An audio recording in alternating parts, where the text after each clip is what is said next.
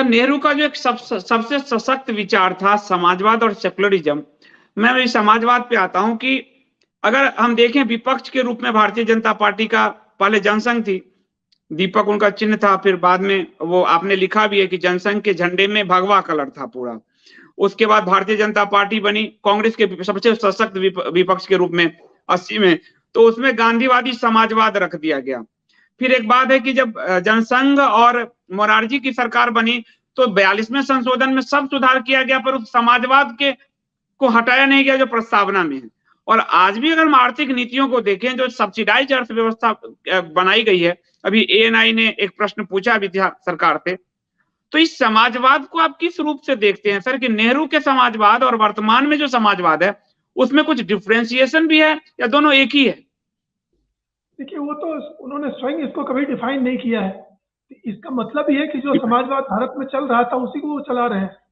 और ऐसे भी नेहरू जी का जो समाजवाद था जिस रूप में था वही आज तक चल रहा है, बल्कि उसको कुछ हद तक चुनौती देने का काम और काफी उसमें सुधार करने का काम पीवी नरसिम्हा राव ने किया था। जब उन्होंने स्टेट सेक्टर और बहुत चीजों पर जो स्टेट कंट्रोल था उसको हटाया और जिसको उदारवादी अर्थव्यवस्था कहते हैं या खुली अर्थव्यवस्था कहते हैं, और जिसके बाद से ही भारत में ये तेज पश्चिमी दृष्टि से जिसको विकास कहते हैं, जिसको आधुनिकीकरण कहते हैं, जिसको वेल्थ क्रिएशन कहते हैं, वो सब नरसिम्हा राव के सुधार के बाद से शुरू हुआ। इसका मतलब है कि नेहरू जी का जो समाजवाद था उसने भारत को गरीब, पिछड़ा हुआ, दरिद्र और दूसरे से मांगने वाला बना के रखा हुआ था। और उसका कारण यही था कि उन्होंने सोवियत मॉडल पर, कम्युनिस्ट मॉडल पर यह कल्पना कर ली थी कि स्टेट के कंट्रोल में सब कुछ को कर लेने से सब कुछ हम कर देंगे। वास्तव में होता उससे उल्टा है, जो सोवियत संघ में भी हुआ और चाइना में भी हुआ और पूरे पूर्वी यूरोप में हुआ, कि सारी चीजों को स्टेट के कंट्रोल में कर लेने के बाद कोई कंपटीशन नहीं बचता है, कोई देखने वाला नहीं बचता है, कोई चुनौती देने वाला नहीं बचता है। और चूंकि राजसत्ता भी उसी पार्टी के हाथ में है तो उसको कोई रोकने टोकने वाला भी नहीं बचता है। नतीजे के तौर पर न केवल भ्रष्टाचार बढ़ता है, अकर्मण्यता बढ़ती है, अनुत्तरदायित्व बढ़ता है, और पूरा का पूरा जो जिसको वेलफेयर के नाम पर वो डोलिंग आउट कहते हैं, चीजें बांटना, वो बढ़ता जाता है। नतीजे के तौर पर अर्थव्यवस्था पूरी तरह लड़खड़ा जाती है। वही भारत में भी हुआ। भारत ब्रिटिश टाइम में, खास करके 20वीं शताब्दी में जो भारत था द्वितीय विश्व युद्ध से पहले, पिछले 20-25 सालों में आप अगर उसका हिसाब देखिए तो भारत की आर्थिक गति ज्यादा तेज थी। भारत के उद्योगपति, व्यापारी अंग्रेज सरकार को ये ऋण दिया करते थे, और उनकी जिसको इकोनॉमिक ग्रोथ और इकोनॉमिक प्रोडक्शन कहते हैं वो भारत का ज्यादा था ये स्वतंत्र होने से पहले। लेकिन स्वतंत्रता के बाद इस समाजवादी मॉडल ने भारतीय आर्थिक विकास को बाधित किया।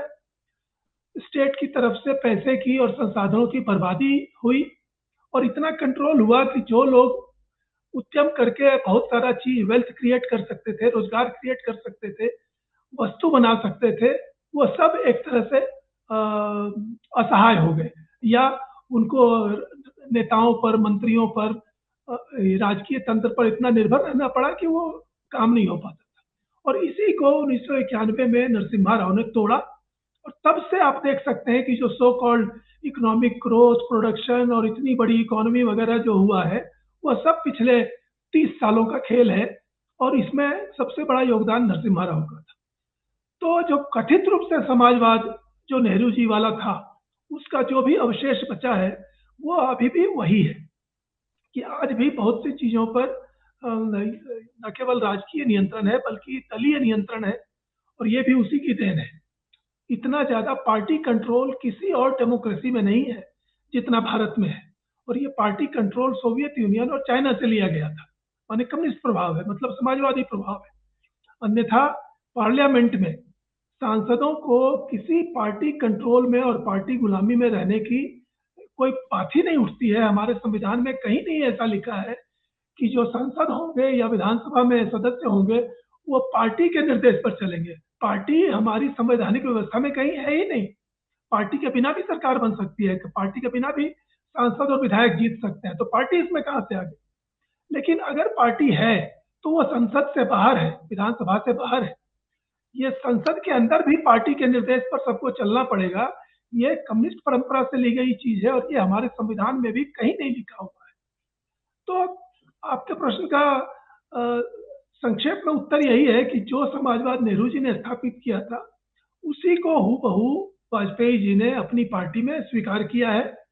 उन्होंने कहीं इसकी व्याख्या नहीं की है, लेकिन व्याख्या नहीं करने का यही मतलब है कि वो जैसा चल रहा था वैसा वो स्वीकार करते हैं, क्योंकि संविधान में भी इंदिरा गांधी के समय में लिख दिया गया समाजवाद, और भाजपा ने भी उसके 5 साल के बाद अपनी पार्टी का उद्देश्य बना लिया समाजवाद।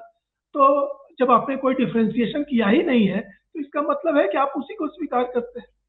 तो ऑब्वियसली एक तरफ यहाँ पर वही है कि आप नेहरूवादी हैं आज भी।